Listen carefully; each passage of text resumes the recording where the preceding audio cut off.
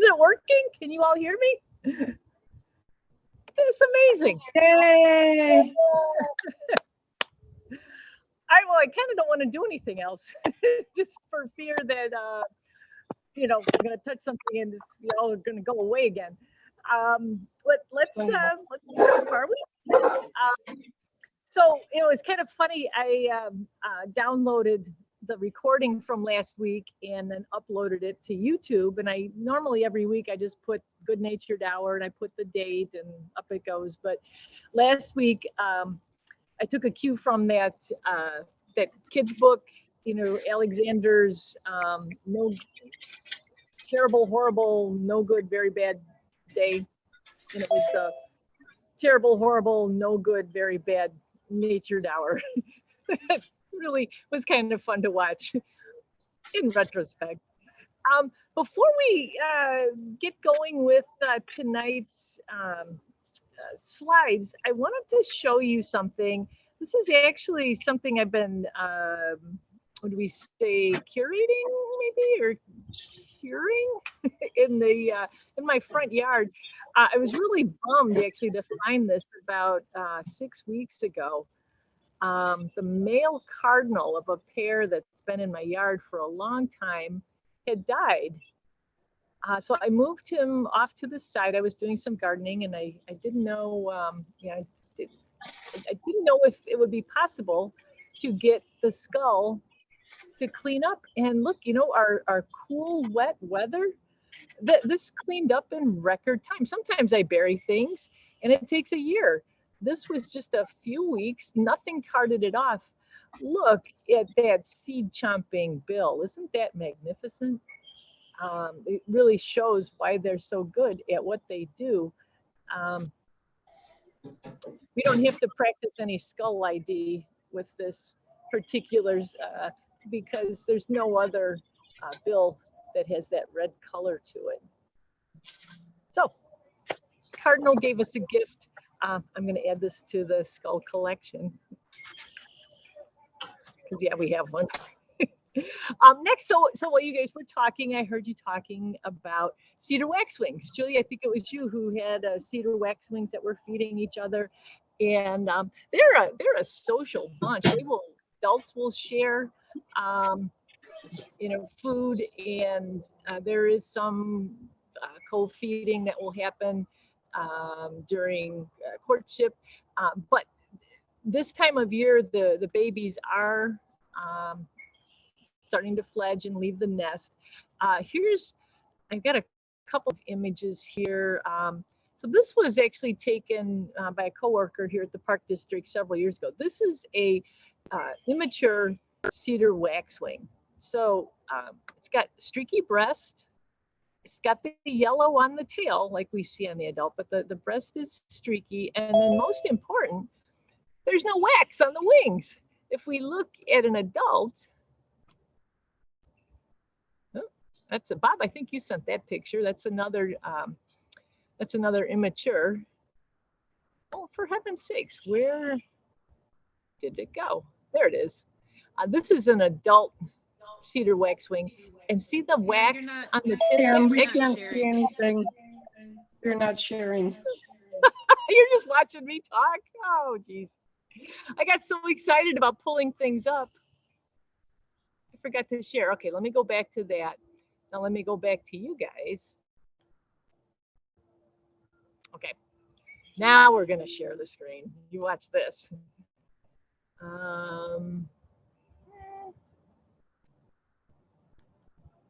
Here we go. So this, how about that? That is an immature cedar waxwing. So I'll try it again. It's got a streaky breast. It's got the yellow at the tip of the tail, as we see in the adults. But most important here, at the ends of the wings, there are no waxy tips, the waxwing part of the name. That doesn't come in until a little bit later. Here's a look at a bird that has some wax on its tips. Older birds will have more red, and it is a waxy-like substance that their body exudes. Older birds will have more, younger birds will have less. I don't think it's an exact science, or like the way we can count rings on a tree. I don't know that you can count the waxy tips to determine the age of the bird, but you can get an idea of whether it's younger or older. The thinking is that those waxy tips are then visual cues when it comes to be mating season. Adult birds can tell which birds are older and more experienced and potentially better parents, and which birds are younger and maybe lack the experience that would make an ideal mate. But anyway, just a little follow-up on the Cedar Waxwing discussion. And then, let's see, we're going to go over to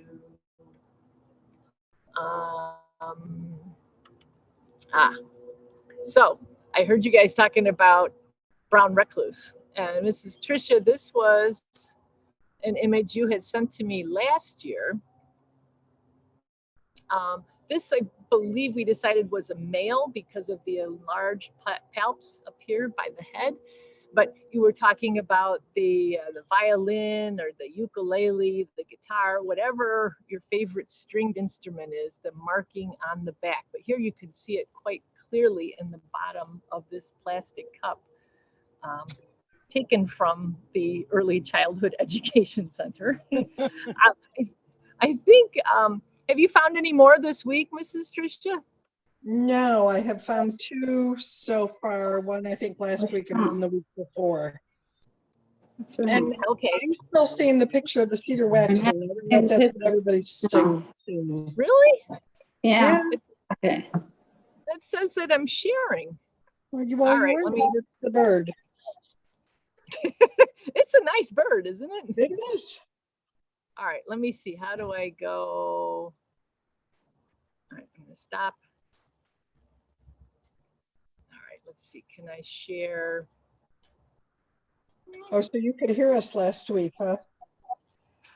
Oh yeah, I could. Well, when I couldn't hear you when I was fussing with the laptop, but I could hear the Zoom had recorded everything. So after the initial, there's and every once in a while you hear like a whoop, and that was me trying to sign in. Okay. I will see if I can take care of that. Thanks, Elisa.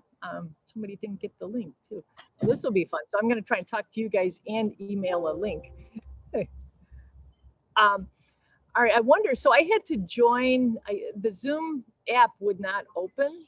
So I had to join you guys via a window. And I wonder if that means I can't share. Let me think about that. If I can't share my slides. Hold on here. Let me put this.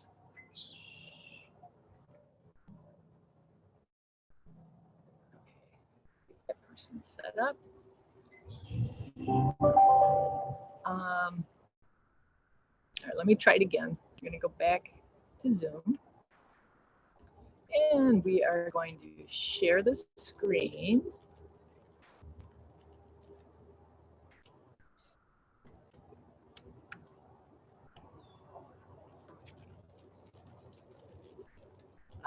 Chrome tab.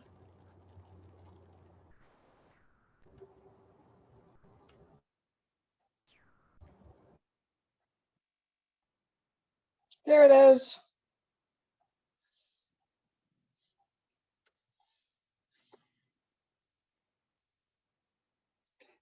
Can't hear you.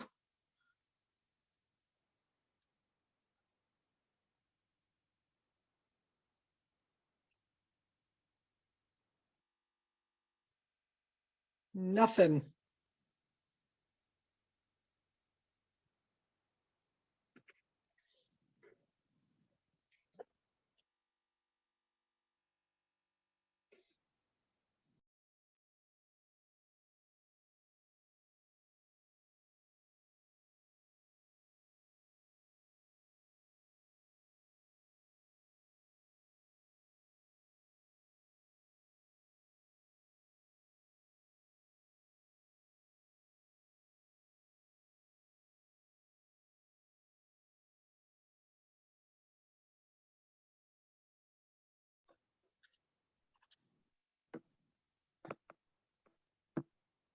There We you are. can't hear you, Pam.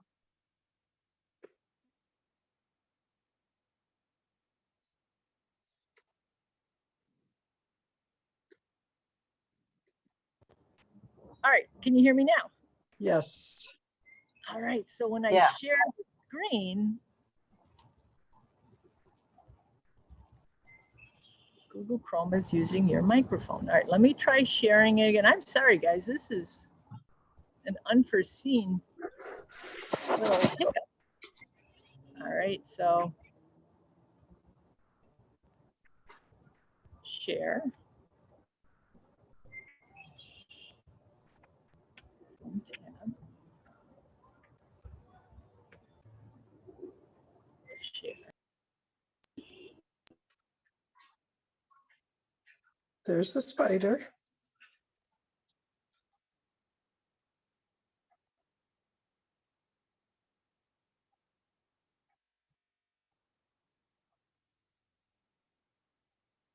Nope.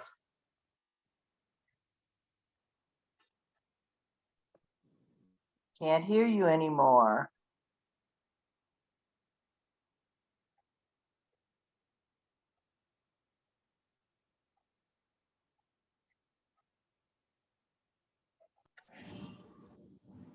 Well, this will be a little awkward, but did you get a chance to look at the spiders? You can see how yeah, so there's the microphone. They are most interesting looking. Allow access to microphone on this. Microphone access is on. Hold on.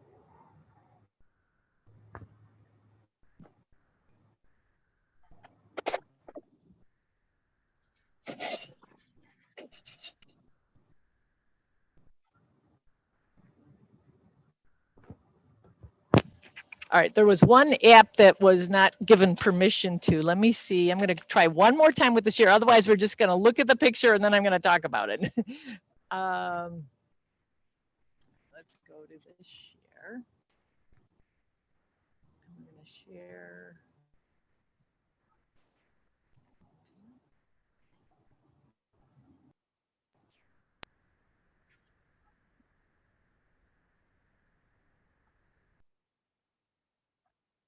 Nope.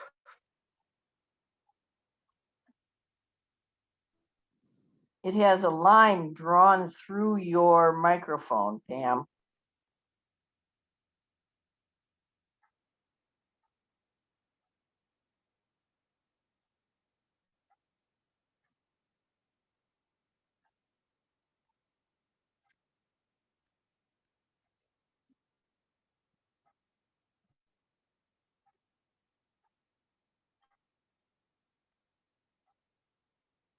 How about now?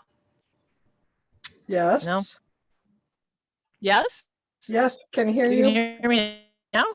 and see the soccer goal. Not sharing. Well, it said that when I'm sharing,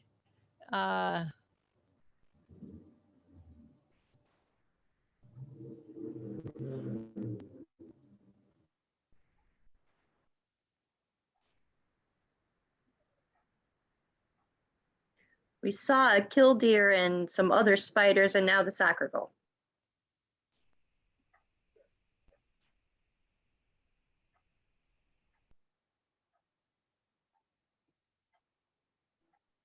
It says your microphone is muted.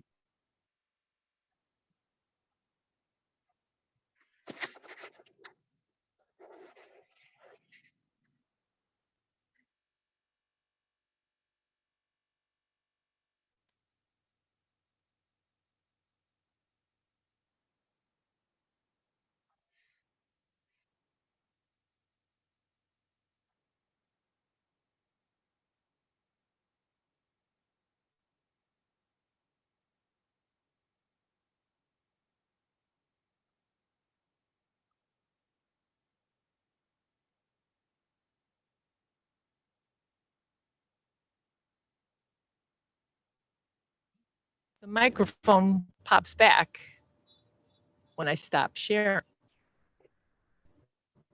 Okay, well, okay, I think I know how we can do this. So,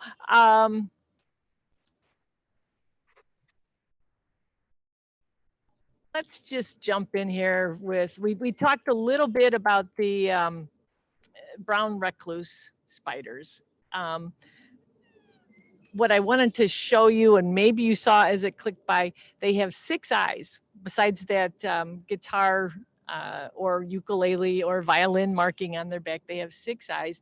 You probably don't want to get close enough to check for that, but that is the diagnostic, because sometimes spiders can have markings that mimic that that guitar like marking. Now, I'm going to share the screen again, but my audio is going to go away. So I'm going to tell you what you're going to look at. You're going to look at the Pottawatomie pool, now called Swanson Pool.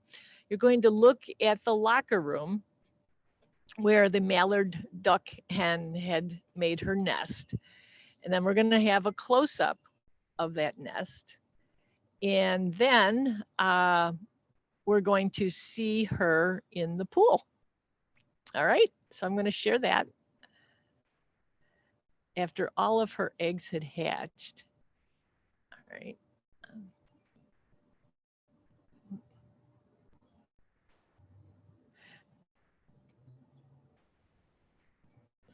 I wonder.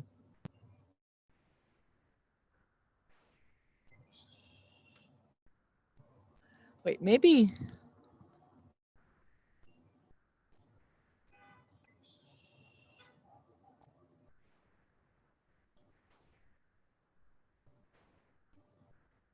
No. Had an idea, that didn't work either. We'll try it one more time. We're going to look at some ducks.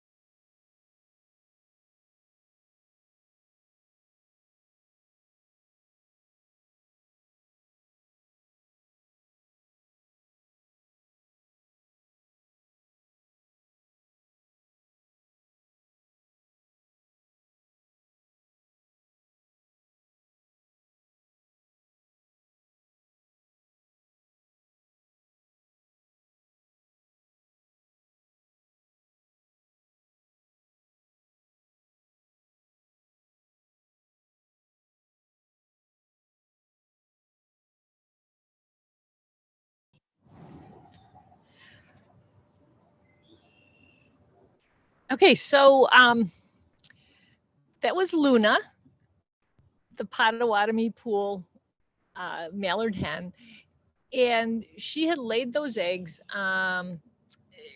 over a sequence of days in April. There were 11 total eggs, and on May 2nd, on or about, is when she started to incubate them. Now it takes 28 days to make a baby duck. So she was sitting on them. Remember, we had a pretty chilly May. And when we did the math, we realized that May 2nd plus 28 days equals May 30th. Which is also Memorial Day, which is also historically one of the busiest days at the pool. If it's not raining, or if it's not cold and cruddy out, the pool is going to be packed. And it was. There were about close to 1,500 people at Pottawatomie Pool on Memorial Day. Luna, you saw the staff had put the stanchions around her nest. They were ready, should those eggs start to hatch, to take some protective action to make sure they could have the space that they needed. But nothing happened on May 30th or May 31st. On June 1st, nothing happened. We're talking about Wednesday of that week. There was still nothing.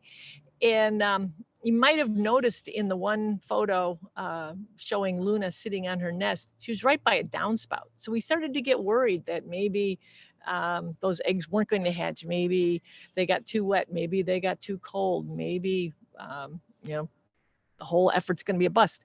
But then that night, Wednesday evening, as the pool staff was locking up, they noticed there were some eggshells outside of the nest, and they looked a little closer and they could see little ducklings underneath this mallard hen that they named Luna. So they went home happy. They texted me. They let me know what was happening. So I was happy too. But then I got a text the next morning. Okay, she's out of the locker room and she's in the pool. And the pool manager said, you have until 11 to figure out how to get her out of there. Luckily, and I got the feeling throughout this whole mallard hen saga, this duck this is not her first egg and duckling rodeo. She's done this before. She tolerated humans. She didn't fly off when she saw us. She was a little more wary. She started quacking a little bit more to her little brood. She got them over to the side of the pool, and one by one they hopped up. And there's a ledge. They had to go up about maybe 4 inches or so. Meredith, you were there. You saw it. One by one, the ducklings hopped up, and of course, the last one, we were wondering, is it going to make it or not? Because it couldn't quite. It took about 3 tries for it to get up and out. And then Luna, quack, quack, quack, quack, quack, had them follow her into the bushes. And then just on the other side of the bushes at the pool, there's an emergency exit. So all we had to do was open the gate and off they went. You saw the video of her leading her youngsters into the ground cover, which is over by the community center. And I tell you guys, after they went in there, I could not find them. It was like they disappeared. That camouflage is so excellent. So happy little duck at the pool story. While we were watching those ducks, I kept hearing up above the twitter of chimney swifts. And it turns out that once again this year we have chimney swifts. They are nesting in the chimney of the pool building. Now with chimney swifts, that's how they get their name. That's where they hang out, is in chimneys. There might be, I counted, well, it's hard to tell because they kept moving around, but there were multiple chimney swifts. I'm going to say 10, 12, 15, something like that, that were circling overhead.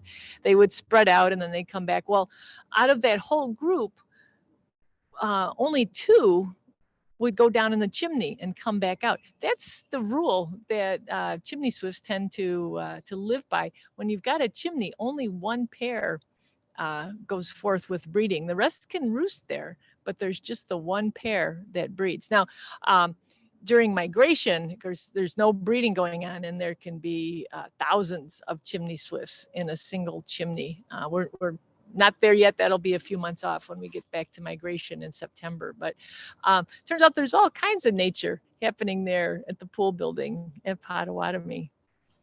All right, I'm going to share some more slides here. We're going to go and look at. Oh, we're gonna skip past Luna, and let's see. We're going to take a look at. Come on. Oh yeah, we're going to take a look at what's going on with the tree in front of where my office is, the Baker Annex. We've talked about this for the last couple of years. There have been gypsy moth, now known as spongy moth, caterpillars chewing on the leaves of that tree. Well, this year it was, I'll go ahead and say it, it was an infestation. There were caterpillars all over that tree. The sidewalk going up to the building was littered with little bits of leaves and also lots and lots of caterpillar poop. I emailed our Park District arborist, as I've done in the past, and this time he called a local tree care company, and they came out and they applied something that took care of those caterpillars. I was hoping to get an answer for you by this evening of what that was. The work order just says a contact insecticide.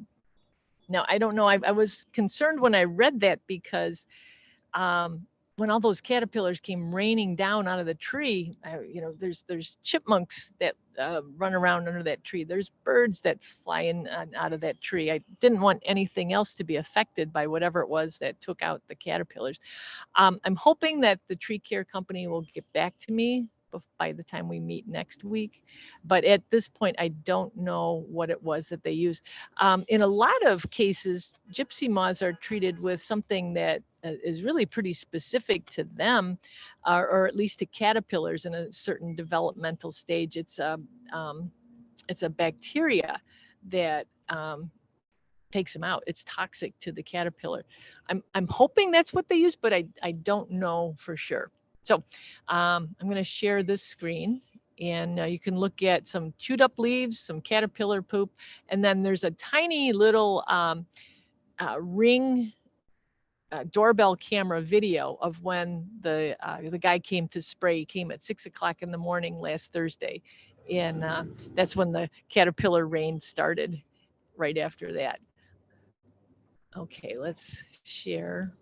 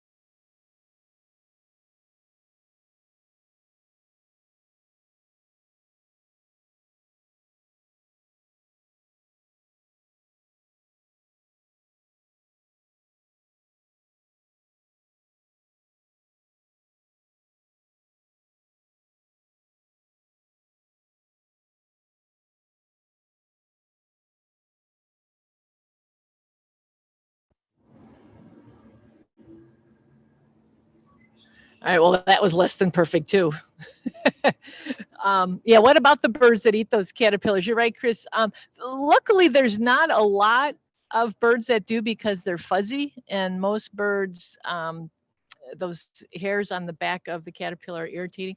Blue jays are one species that will eat them. So again, if it's a bacteria, if that's the spray they used, there isn't really any concern, but I will try and find out what it was. I also don't know what happened to the picture of the sidewalk that was absolutely full of dead caterpillars. It was really quite stunning how quickly whatever it was that they sprayed worked.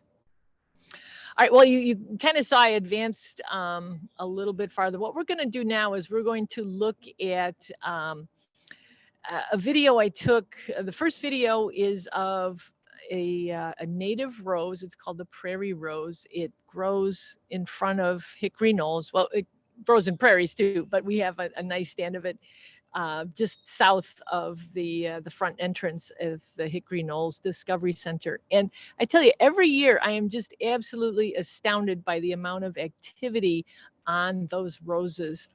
They've got a nice wide open bloom, and there's plenty of nectar and pollen that's easily accessible. What we'll see in the video is not just bees, but also flies, hoverflies, syrphid flies. They are bee mimics, but they too are sampling the nectar, and they might be eating. I don't know if their mouths will let them eat pollen or not, but really a lot of activity in those roses. The video following that is it's a cultivar of the native geranium. And I noticed this when I was on a walk with my mom a couple of weeks ago. The second video is going to show a bee that's really just sort of ravaging the flowers on this geranium cultivar. If you look closely, you'll see that that bee has a yellow square on its forehead. That's the mark of a male carpenter bee.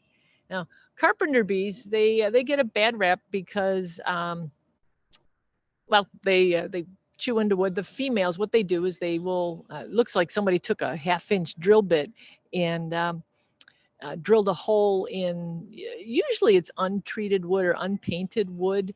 We see it a lot in our picnic shelters in the park district, also in the forest preserve district. What she's doing is she's creating basically a gallery where she drops her eggs and they hatch into larvae. She provisions that with nectar and pollen for them to feed on as they grow. So she's just doing, what her instincts tell her to do, whether she's doing it on a dead tree and helping that tree decompose, or whether she's doing it on the deck railing that might need a coat of paint. That's immaterial to her, but that's why they get a bad rep, is because of the way that they reproduce. The picture following that video is going to show you a little fly, and it's called the tiger bee fly. And guess what tiger bee flies do? They are parasitoids of the carpenter bee. So they hang out around picnic shelters and decks with unpainted railings and other sources of wood for the carpenter bee. And they wait until after the female has deposited her eggs. And then they go in and they lay their eggs on top of the bee larvae that are developing. Bee flies, I don't think they have started flying yet around here. The photo you're going to look at, I actually took in August last year. So there's a little bit of a lag, but that makes sense because the tiger bee fly is going to lay its eggs on a developing larva. And if it laid its eggs now, it would be too soon because the carpenter bee eggs haven't hatched yet. Okay, let's take a look. I'm going to start the share again. There's a lot to follow, but you'll see it in the video and it should all make sense. Let's go back here and we'll share. And oh,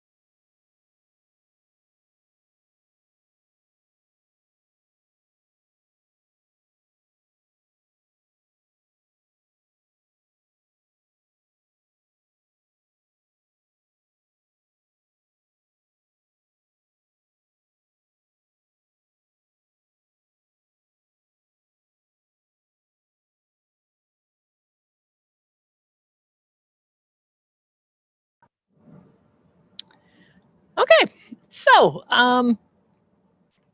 that's a little look at what's going on with our pollinators.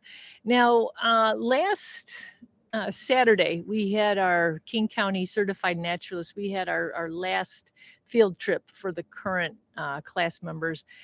And it was a visit to the prairie at Dick Young Forest Preserve in Batavia. We saw all kinds of cool things, and I will be showing you more from that field trip next week. But I thought I should share this one little guy with you right now because if you're out at all and you're around goldenrod, you're going to be seeing these things, and you're going to be wondering what they are. We have every year, actually, we have a very good crop of a beetle called a goldenrod leaf beetle. And they look kind of like cucumber beetles. Actually, they're fairly small. I'd say less than a half an inch. They're yellow with a darker sort of a greenish blackish stripe on their back. Well, their larvae look like little metallic blue caterpillars, and we see them all the time on goldenrod, and I love it. It's a 2-for-1.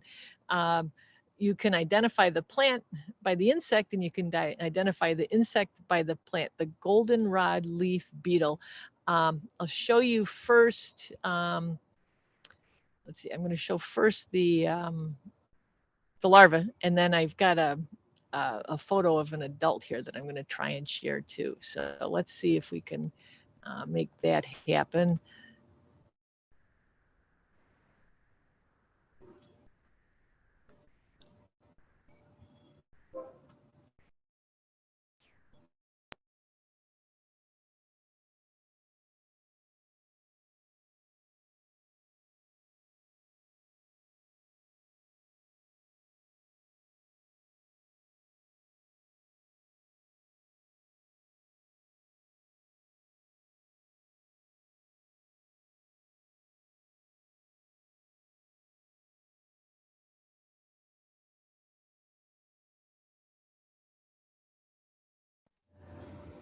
Okay, so the larva, it's small too. It's maybe just a little over a half an inch in length.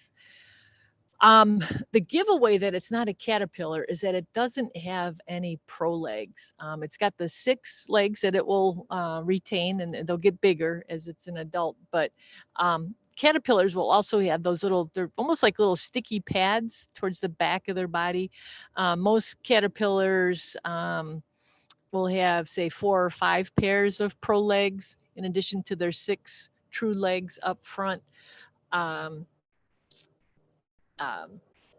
inchworms are an exception to that. They've only got a couple of pairs, and that's why inchworms have that characteristic movement. They don't have as many prolegs to wobble along on, so they have to inch themselves along.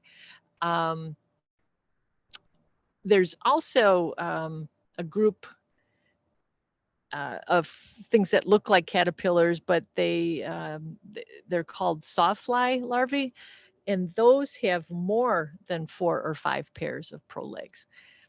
Anyway, not to confuse it, we're talking about leaf beetles right now. So if you look at goldenrod, if you're here in Northern Illinois and you look at goldenrod, I will almost guarantee that you will be seeing these metallic blue larvae nibbling away on the leaves. It's a little natural means of control. We have an awful lot of the tall goldenrod or Canada goldenrod, and this is one of nature's ways of making sure it doesn't grow wildly out of control, that there is something that helps feed on it.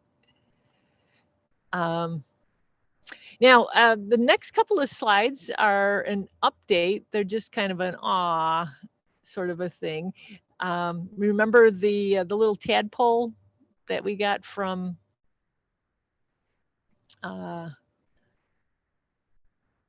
U.S. Fish and Wildlife?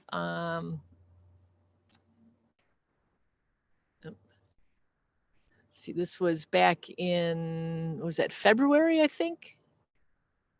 I'm going to show you now.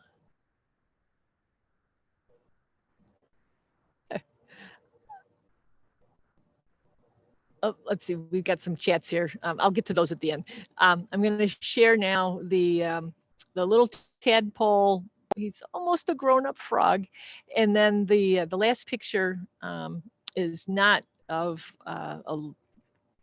it's not he didn't magically grow large. I just happened to see a bullfrog when I was out the other day. So there's two pictures showing receding tail, a much reduced tail, and then the last picture is a female bullfrog sitting in some algae filled water. We know it's a female because the ear, the size of the ear, the circle behind her eye is about the same size as the eye. All right, let's give this a share.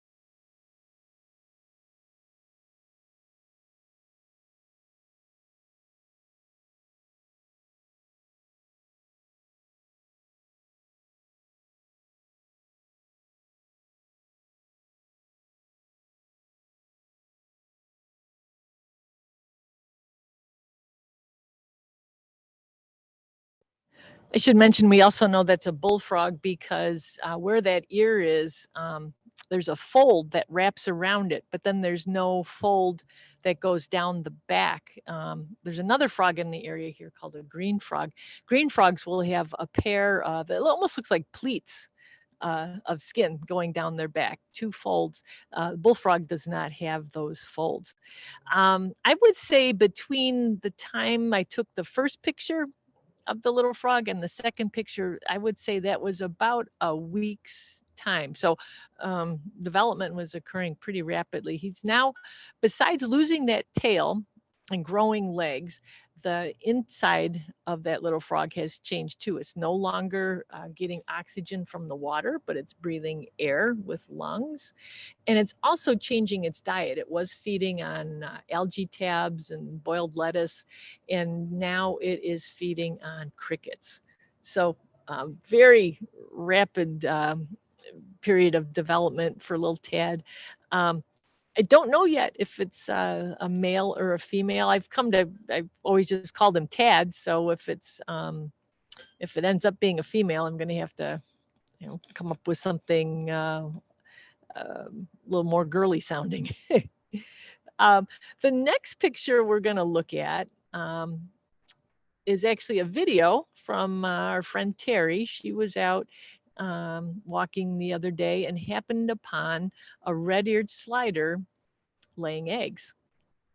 So red-eared sliders are one of the two of our very, very common smaller water turtles in this area. The other one would be the painted turtle. You'll notice when we watch this video that there's a very prominent red mark on the head. Painted turtles also have red, but it's on the neck. It's not where the ear would be.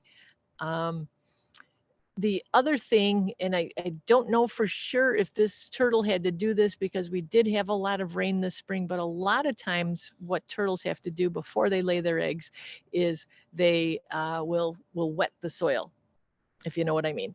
It helps them be able to dig more easily. It also, though, can increase the chance of predation because a raccoon, a fox, a skunk can come along, they can smell where the eggs are and they can dig them up. But it works well enough that pretty much every turtle does it. You'll also notice that when she's digging, she's not using her front legs the way, say, a dog or a cat would, but she is using her back legs. So let's go ahead and see if we can get this share going.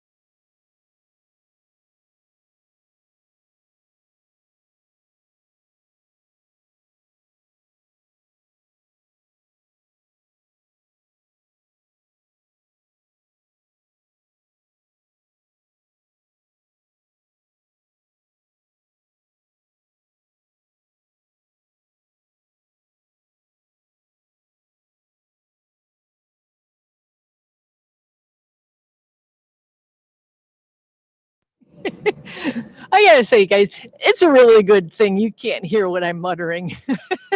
So, this audio thing.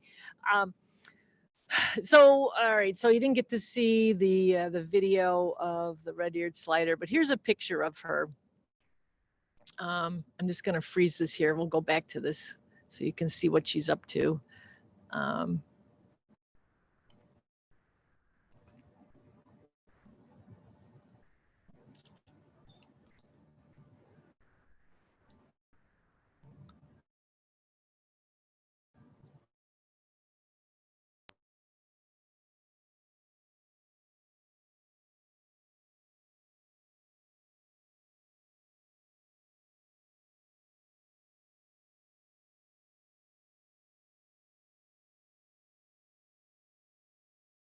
And then those next two pictures, those were of the basswood bloom. So basswood and linden, they're both, basswood is the native tree, Tilia americana.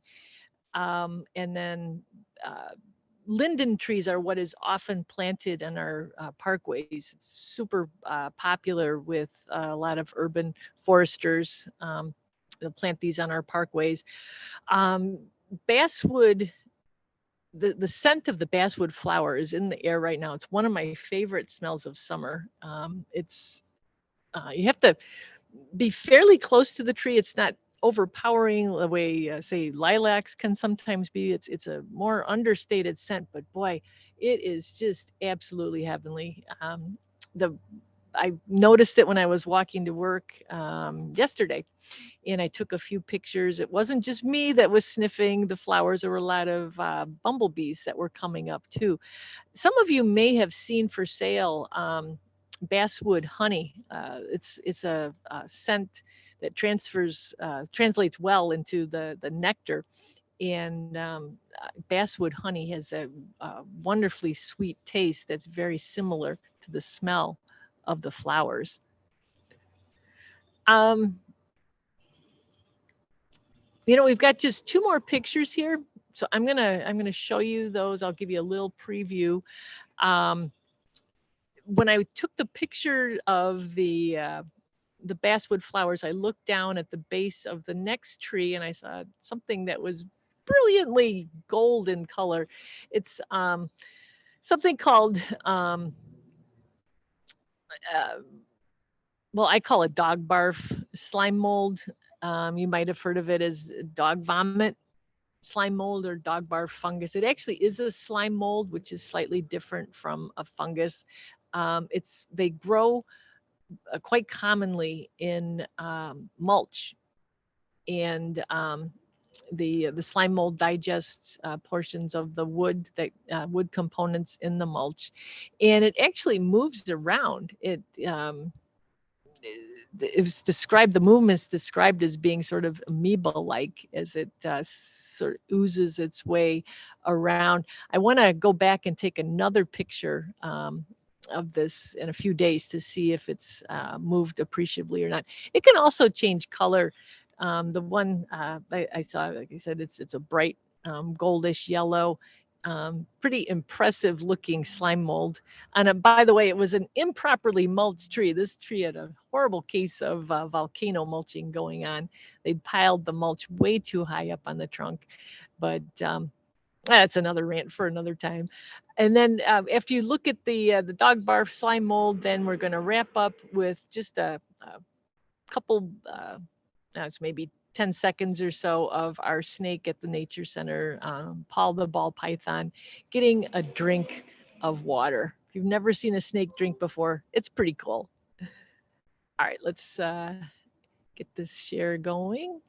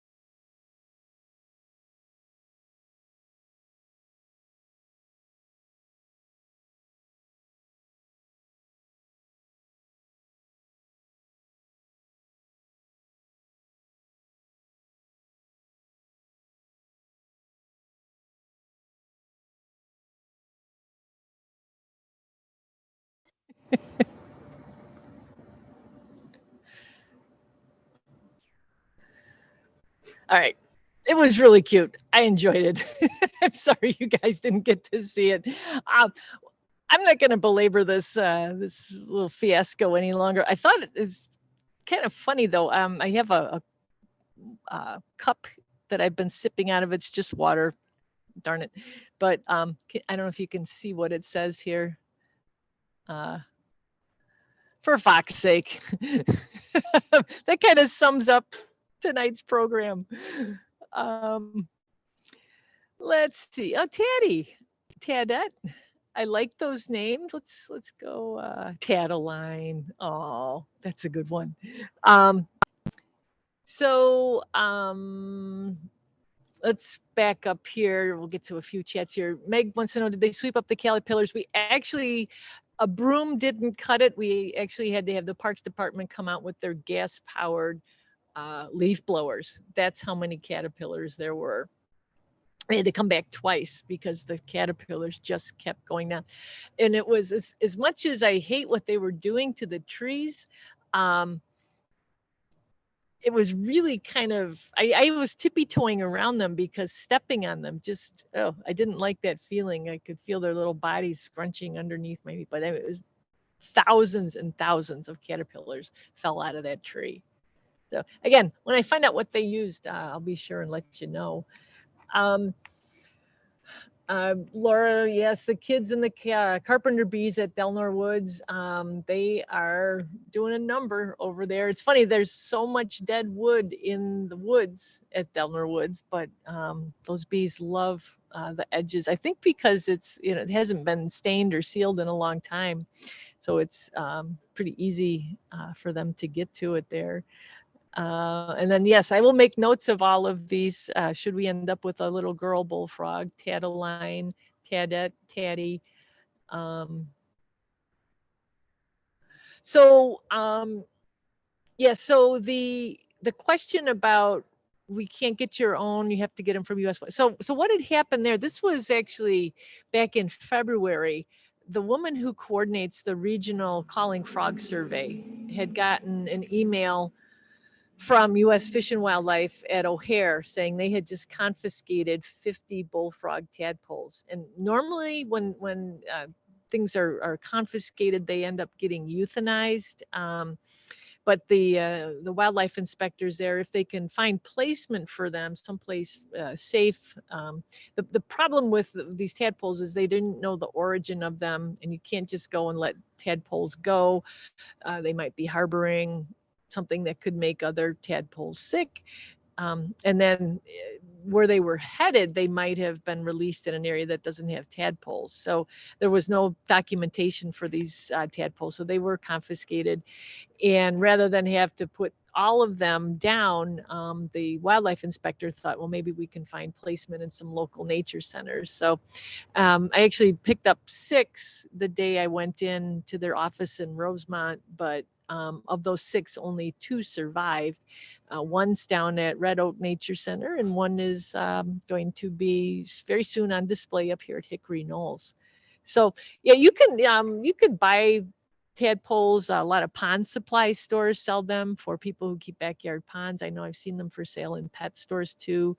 What worries me there is that they're not sold with the understanding that they can't be released, and that's pretty much a given with the number of diseases that are affecting our amphibians. It's not a good idea to release anything that's been kept, amphibians that have been kept in captivity like that.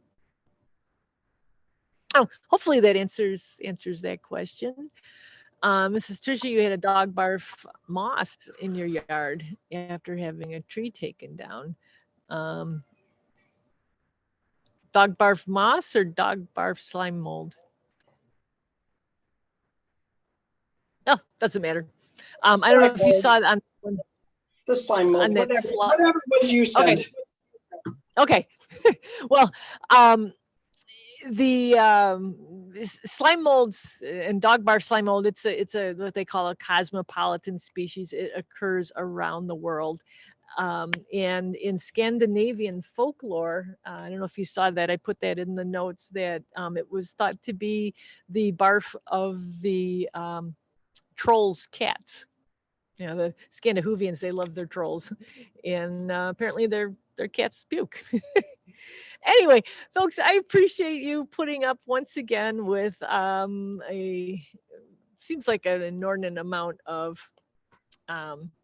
technical difficulties. I don't know why I wasn't able to log into the app, which triggered then the rest of these problems, but I will see if I can figure it out. And if I get it figured out, we'll try the lovely setting here in the native plant garden one more time. And if not, I think I'm just going to talk to you from my deck, because that works too. With that, does anybody else have any questions or anything they'd like to share? Pam, the dog, slime, barf, moss, whatever the heck it is, what is it when it's more of a reddish color? What? Oh, it's probably the same thing. It does change colors over its life cycle. So Yeah. it's just continuing to digest components from the mulch. Okay, ours is never yellow. Sorry. Oh, well, and it could have to do with what the wood in the mulch is. That's I've seen true. it as kind of a pinkish color. Yeah. And I've seen it kind of a brownish color, but that yellow color was just really stunning. It was certainly worth taking a picture of. Very good. Thanks. Sure, Kate. Anybody else? If not, you all deserve a badge of honor for sticking this out for the whole hour. Really appreciate your time as always, and we'll try it again next week. Thanks, Thank you everybody. again, Pam. Thank you, Thanks, Pam. Pam. Always Sure. interesting. Thanks, Pam. Thanks, Pam. Thank you.